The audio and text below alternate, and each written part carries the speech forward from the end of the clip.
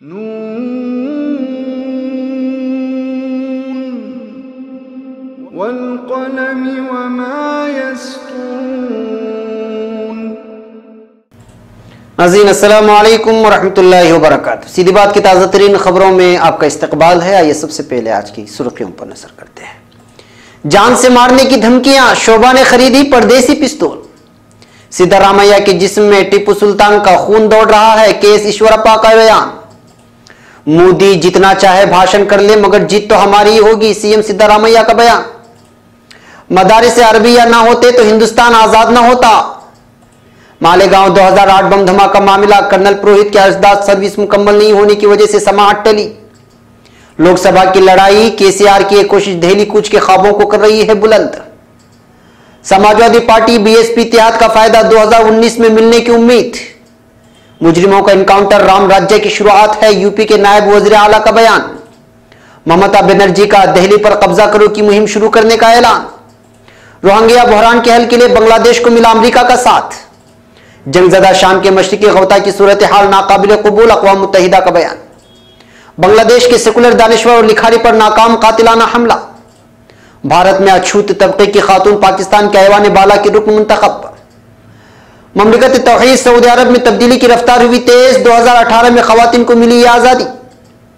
America से तिजारती जंग नहीं चाहते मगर कौमी मफादात पर सौदेबाजी नहीं होगी, चीन का बयान। नाज़रीन अस्सलामु अलैकुम वरहमतुल्लाहि वबरकातुहू। सीधी बात की ताज़ा तरीन खबरों में आपका इस्तकबाल है। मैं अंसार अजीज नदवी आज की खबरों की तफसीलात लेकर आपकी खिदमत में हाजिर हूँ। आइए खबरों की तफसीलात पर नजर करते हैं। पहली खबर उडुपी से है। मुल्क व बैरून मुल्क से जान से मारने की धमकियों वाले फोन कॉल आने की वजह से अब उडुपी चिकमंगलुरु की संसद शोभा करंदलाजे ने खुद की हिफाजत के लिए परदेसी पिस्तौल खरीद लिया है। उन्होंने कहा है कि बंटवाल के शरत मडिवाल के कत्ल के बाद उनको कई ऐसे फोन कॉल आए हैं जिसमें उनको जान से मारने की धमकियां दी गई हैं, इसलिए उन्होंने महकमे पुलिस में लाइसेंस के लिए अर्जी दाखिल की थी। महकमे पुलिस की जानिब से इजाजतनामा मिलने के बाद अब उन्होंने इंपोर्टेड पिस्तौल खरीदी है। उसके फौरी बाद उन्होंने कहा कि बैरून ममालिक से आने वाले फोन कॉल्स किसके हैं पता लगाना मुश्किल है, मगर अब फोन कॉल्स में कमी आई है। इस सिलसिले में चिकमंगलुरु के जिला एसपी अन्नामलाई के पास शिकायत दर्ज कराने की बात भी उन्होंने कही है। अब खबर बैंदूर से। यहां आज सुबह बैंदूर के श्री शनेश्वर मंदिर के सामने मरकजी वजीर मेनका गांधी ने जना सुरक्षा यात्रा का आगाज किया है, जो बीजेपी की जानिब से आगाज किया गया है जिस यात्रा का। इस मौके पर शोभा करंदलाजे और दीगर कई बीजेपी लीडरान शरीक होकर कांग्रेस हुकूमत के खिलाफ नारेबाजी की। मेनका गांधी ने इस मौके पर बात करते हुए कहा कि बीजेपी संघ परिवार के साथ यात्रा को कामयाबी की जानिब ले जा रही है। कांग्रेस हुकूमत पूरी तरह नाकाम हो चुकी है और बीजेपी कारकुनान को निशाने पर लेकर कत्ल की वारदात भी पेश आ रही हैं। इस मौके पर हिज़्ब इख्तिलाफ के लीडर के केएस ईश्वरप्पा ने बात करते हुए सीएम सिद्धरामैया को निशाने पर लिया और कहा कि वो मठ और मंदिरों पर कब्जा करने के लिए पहले सफ पर नजर आते हैं, वहीं दीगर मजाहिब के मामले में आनाकानी कर रहे हैं। इनके जिस्म में टीपू सुल्तान का खून दौड़ रहा है, जिसकी वजह से वो टीपू जयंती मनाते हैं। इस तरह का बयान देकर ईश्वरप्पा एक बार फिर टीपू जयंती के बहस को आगे बढ़ा दिया है। अब खबर बेंगलोर से। रियासत कर्नाटक में इंतखाबात के लिए इश्तिहारी मुहिम अभी जारी होने को है, मगर इससे पहले ही बयानबाजियों का सिलसिला जोरों से जारी है। यहां दिल्ली में शिमाली मशरिकी रियासतों में बीजेपी की जीत के बाद वजीर आजम नरेंद्र मोदी के भाषण का जवाब देते हुए कर्नाटक के सीएम सिद्धरामैया ने कहा है कि नरेंद्र मोदी चाहे जितने भी भाषण कर ले मगर जीत तो कांग्रेस की ही होगी।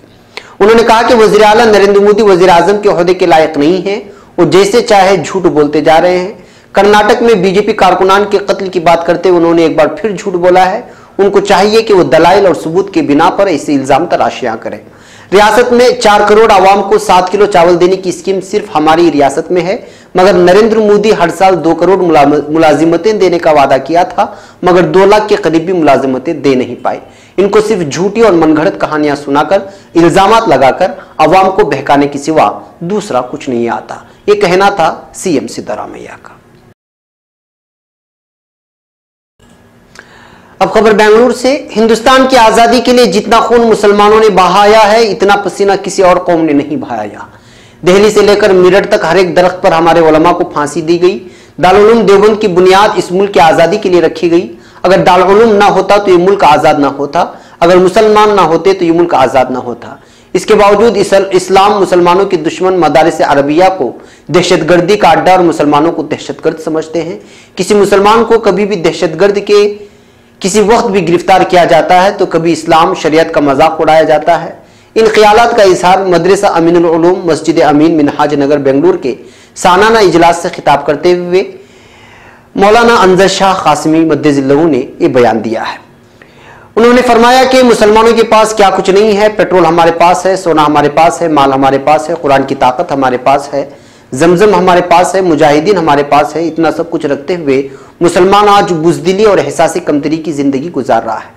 मौलाना ने कहा कि इस रुए जमीन पर आज के इस दौर में अगर कोई कौम दहशत की जिंदगी गुजार रही है तो वो मुसलमानों की कौम है, अल्लाह और रसूल सल्लल्लाहु अलैहि वसल्लम को मानने वाले कौम है।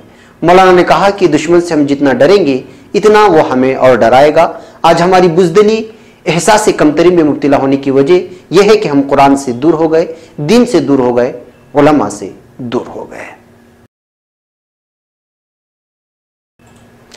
अब खबर मुंबई से। मालेगांव 2008 ईस्वी बम धमाका मामले के कलीदी मुलजिम कर्नल श्रीकांत पुरोहित की जानिब से मुंबई हाईकोर्ट के फैसले को चैलेंज करने वाली अर्जदाश्त पर सर्विस मुकम्मल न होने की वजह से मामले की समाअत टल गई है। इस दरमियान जमीयत उलमा ने बज़र एडवोकेट गौरव अग्रवाल और एडवोकेट एजाज मकबूल मुदाखलतकार बनने की इजाजत तलब करते हुए अर्जदाश्त अदालत में दाखिल की है, जिस पर कार्रवाई मामले की अगली समाअत पर मुतवक्किह है। इत्तला आज यहाँ मुंबई में मुतासिरीन की नुमाइंदगी करने वाली तंजीम जमीयत उलमा महाराष्ट्र कानूनी इमदाद कमेटी के सरबराह गुलजार आजमी ने दी है। वाज़ेह है कि कर्नल पुरोहित ने मुंबई हाईकोर्ट में एक अर्जदाद दाखिल करके अदालत से दरखास्त की थी कि उस पर गैर कानूनी सरगर्मियों की रोकथाम वाले कानून यानी UAPA के तहत मुकदमा नहीं बनना चाहिए। गुज़िश्ता 30 वर्षों से मौलाना शफीकुर रहमान नदवी साहब के जेर इंतजाम व जेर एहतिमाम अल्लाह सुब्हानहू व तआला के मेहमानों की बेलौस और पुरखुलूस खिदमत अंजाम देने वाला मुनफरिद और काबिल एतमाद रजिस्टर्ड हज व उम्रा टूर इदारा बैतुल्लाह टूर्स इंटरनेशनल मज़कूरा इदारे यानी बैतुल्लाह टूर्स इंटरनेशनल से खिदमत हासिल करने और तफसीलात हासिल करने और मौलाना शफीकुर रहमान नदवी साहब से राब्ता के लिए स्क्रीन पर दिए जा रहे नंबरात पर राबिता करें। नंबरात स्क्रीन पर दिखाए जा रहे हैं।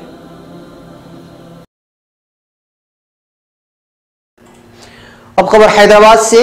तेलंगाना के वजीर आला की रिहाइशगाह प्रगति भवन के बाहर की उन तस्वीरों को देखने पर आपको लगेगा कि सीएम के चंद्रशेखर राव ने किसी इंतखाबात में शानदार जीत दर्ज की है। केसीआर से मिलने कई लीडर सीएम की रिहाइशगाह आ रहे हैं तो कई उन्हें फोन करके उनसे आगे बढ़ने को कह रहे हैं। हैदराबाद में सीएम की रिहाइशगाह के बाहर मची इस गहमा गहमी की वजह यह है कि सीआर ने अब कौमी सियासत पर दस्तक देने का मन बना लिया है। मुल्क के कई लीडर जहां आमतौर पर अपने पत्ते जल्दी नहीं खोलते, वहीं केसीआर ने मरकज की सियासत को लेकर काफी पहले अपना रुख साफ कर दिया है। केसीआर का यह कदम तमिलनाडु की इंतकाल कर गई वजीर आला जयललिता की याद दिलाता है, जिन्होंने 2014 के लोकसभा इंतखाबात के दौरान अपने पोस्टर बैनरों के जरिए यह साफ कर दिया था कि वो भी वजीर आजम ओहदे की ख्वाहिश रखते हैं। जयललिता का वो कदम केसीआर के लिए भी एक हौसला अफजाई हो सकता है, क्योंकि चुनाव में मोदी लहर के बावजूद जयललिता ने तमिलनाडु की 39 में से 37 सीटों पर अपना कब्जा जमाया था। अब खबर इटावा से। बहुजन समाज पार्टी यानी बीएसपी के सदर मायावती के गोरखपुर और फूलपुर पार्लिमानी हलके की जिमनी इलेक्शन में समाजवादी पार्टी के उम्मीदवार को हिमायत देने के फैसले से समाजवादी पार्टी और बीएसपी के हामियों में खुशी है और उनका ख्याल है कि 2019 के पार्लिमानी इंतखाबात में फिरका परस्त ताकतों के खिलाफ दोनों जमातों को कांग्रेस के साथ मिलकर महाज बनाने की सख्त जरूरत है। बीएसपी के बानी कांशीराम की इंतहाई करीबी कौमी तहफ़्फ़ुज़ कमेटी के कन्वीनर खादिम अब्बास का कहना है कि बीएसपी की सरबराह मायावती ने एक अच्छा पैगाम दिया है। ये काम काफी पहले कर लेना चाहिए था, लेकिन बहरहाल ताखिर से ही सही ये बेहतर कदम है। मायावती का फैसला आज के सियासी माहौल में समझदारी का फैसला समझा जाएगा। कांशीराम के साथ एक जमाने में काम कर चुके नरेश प्रताप सिंह धंगर बताते हैं कि समाजवादी पार्टी का ताउन करने का फैसला करके मायावती ने फिरकापरस्त ताकतों के खिलाफ महाज बनाने का अहम काम किया है। अब खबर नई दिल्ली से। उत्तर प्रदेश में बढ़ते इनकाउंटर्स पर तनकीद का सामना कर रही योगी हुकूमत की तरफ से इन इनकाउंटरों को जायज ठहराने की कोशिश लगातार की जा रही है। इस बार रियासत के नायब वजीर आला ने मुजरिमों को मारने को सही ठहराया है। टाइम्स ऑफ इंडिया की खबर के मुताबिक इतवार को फूलपुर जिमनी इंतखाब की तशहीर के दौरान मौर्या ने इस अखबार से बात करते हुए कहा कि मुजरिमों को मारना राम राज्य कायम करने की तरफ एक कदम है। मौर्या ने कहा, यूपी अकेले ऐसी रियासत है जहां कानून और निजाम बनाए रखने के लिए बड़ी सतह पर काम किया जा रहा है। हमारी तरजीह उनको यानी मुजरिमों को मारना नहीं है, लेकिन अगर हथियारबंद लोग पुलिस पर हमला करते हैं तो उन पर जवाबी कार्रवाई की जाएगी। हमारा मकसद बुराई को हटाना और पुरअमन माहौल को यकीनी बनाना है। यह राम राज्य है। वाज़ेह हो कि गुज़िश्ता साल मार्च से योगी हुकूमत के आने के बाद से 1240 इनकाउंटरों को अंजाम दिया गया है, जिसमें 40 मुजरिम मारे गए और 305 जख्मी हुए। नायब वज़ीर आला ने यह भी कहा कि गुज़िश्ता दिनों हुए इन्वेस्टर्स समिट में कारोबारियों ने भी हुकूमत के जरिए उठाए गए इक़दाम पर इत्तेफाक जताया था। उन्होंने कहा, सवाल यह है कि क्या हम यूपी में अवामी जगहों पर राइफल हाथ में लिए आदमियों को किसी को धमकाते हुए देखना चाहते हैं। वाज़ेह हो कि गुज़िश्ता फरवरी में ह्यूमन राइट्स कमीशन ने नोएडा में एक जिम ट्रेनर को सब इंस्पेक्टर के जरिए मुबैना तौर पर गोली मारे जाने के बाद उत्तर प्रदेश सरकार को नोटिस भेजते हुए कहा था कि रियासत में पुलिस खुलेआम अपनी ताकतों का गलत इस्तेमाल कर रही है। अब खबर कलकत्ता से। मरकजी हुकूमत की सख्त तनकीद करते हुए मगरबी बंगाल की वजीर आला ममता बनर्जी ने दिल्ली चलो का ऐलान किया है। पुरुलिया जिले में आवामी जलसे से खिताब करते हुए वजीर आला ममता बनर्जी ने कहा कि 2019 में बंगाल का ख्वाब देखना बीजेपी बंद कर दे। मेरा बीजेपी को वाज़ेह पैगाम है और हमारा अगला हदफ लाल किले को फतह करना है, इसलिए हमने दिल्ली चलो का ऐलान कर दिया है। यह हमारा असल हदफ है।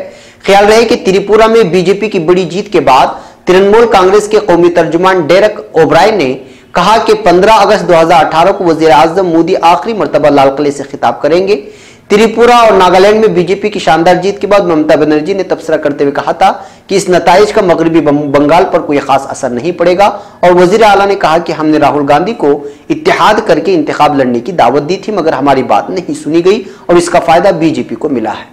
ख्याल रहे कि वजीर आला ममता बनर्जी के पुरुलिया में खिताब के दौरान गैर मुतवक्के तौर पर बारिश होने की वजह से अफरा तफरी का माहौल पैदा हो गया और सामीन को वजीर आला की तकरीर को छोड़कर महफूज जगह जाना पड़ा। ताहम हालात की नजाकत को महसूस करते हुए वजीर आला ममता बनर्जी ने अपनी तकरीर को मुख्तसर कर दिया। ख्याल रहे कि इस इलाके में मार्च में बारिश नहीं होती। आंखों की तकलीफ और बीनाई से परेशान अहबाब के लिए खुशखबरी। सीडी आई केयर सेंटर के नाम से नए अस्पताल का आगाज बेंगलुरु में हो चुका है। बेहतरीन सहूलियात के साथ, नए सेटअप के साथ अच्छी तिब्बी इमदाद पहुंचाई जाएगी। डॉक्टर आयशा नाजलीन से इस पते पर राबिता कर सकते हैं।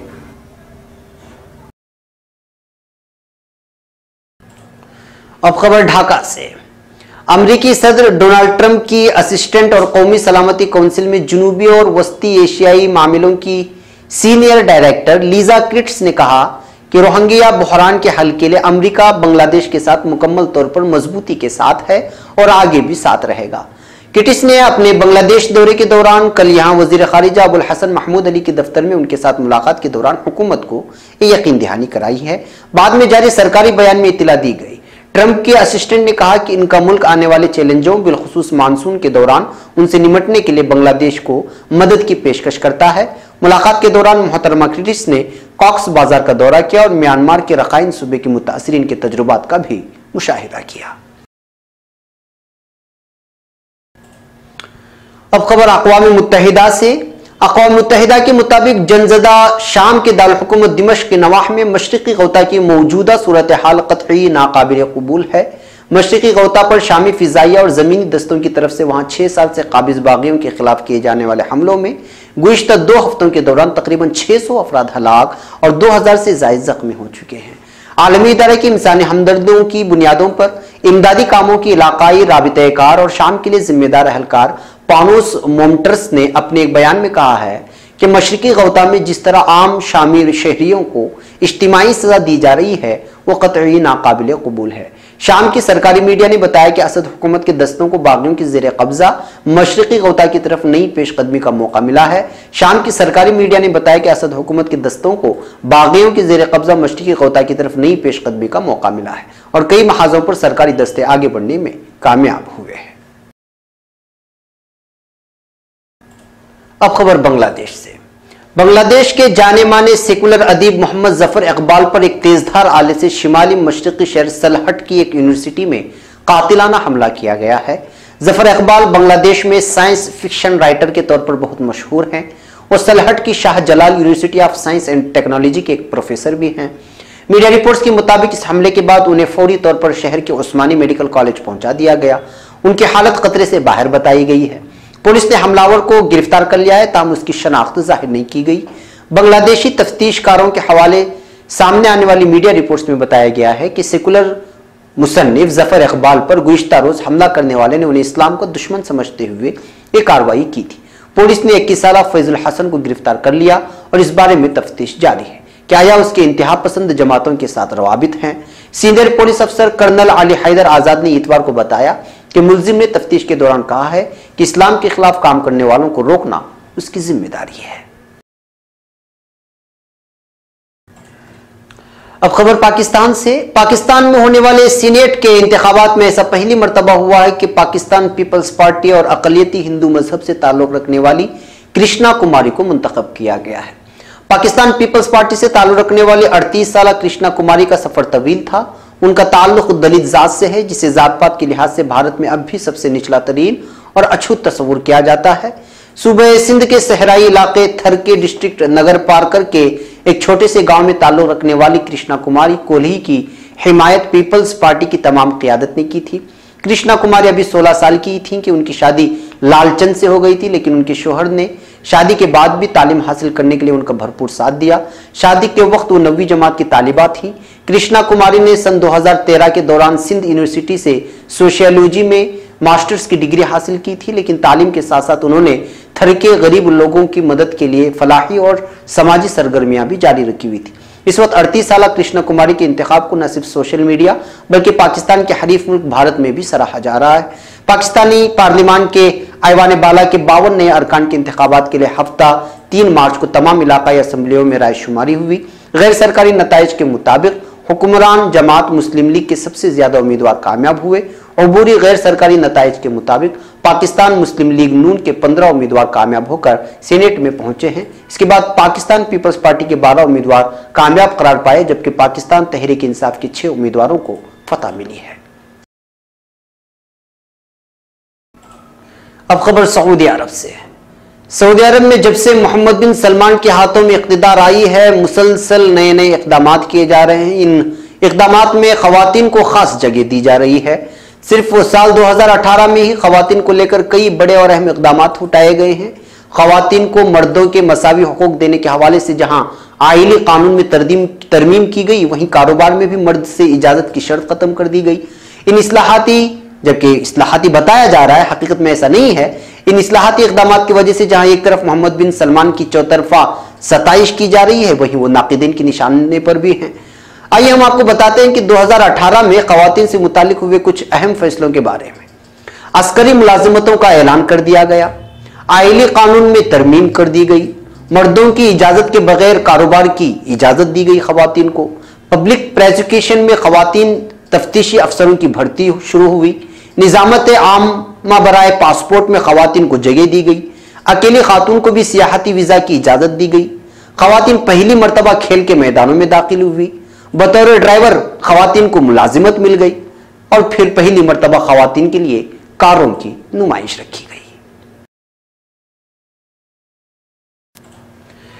नाज़रीन, आज की आखिरी खबर मुल्क की चीन से है। अमेरिकी सदर ट्रंप की तरफ से फौलाद और एल्युमिनियम की दरामद पर इजाफी टैक्स के फैसले पर चीन ने रद्द अमल जाहिर कर दिया है। नायब वज़ीर खारिजा ज़ांग यासुई ने कहा है कि हम अमेरिका से तिजारती जंग नहीं चाहते, मगर अगर हमारे कौमी मफादात पर कोई आंच आई तो उसका भरपूर जवाब दिया जाएगा। चीनी पार्लियामान के सालाना इजलास से खिताब के दौरान ज़ांग ने कहा कि हम बाहमी तिजारत में इफ़हाम व तफ़हीम पर यकीन रखते हैं, मगर यह कहना ज़रूरी होगा कि गलत फैसलों के नताइज दो तरफा ताल्लुकात को मुतासिर करेंगे, लिहाजा एहतियात बरती जाए। नाज़रीन, ये थी आज की ताज़ा तरीन खबरें। अगली ताज़ा तरीन खबरों के साथ फिर आपसे मुलाकात होगी। हमारी पूरी टीम को यहाँ पर इजाज़त दें। अस्सलामु अलैकुम वरहमतुल्लाहि वबरकातुहू।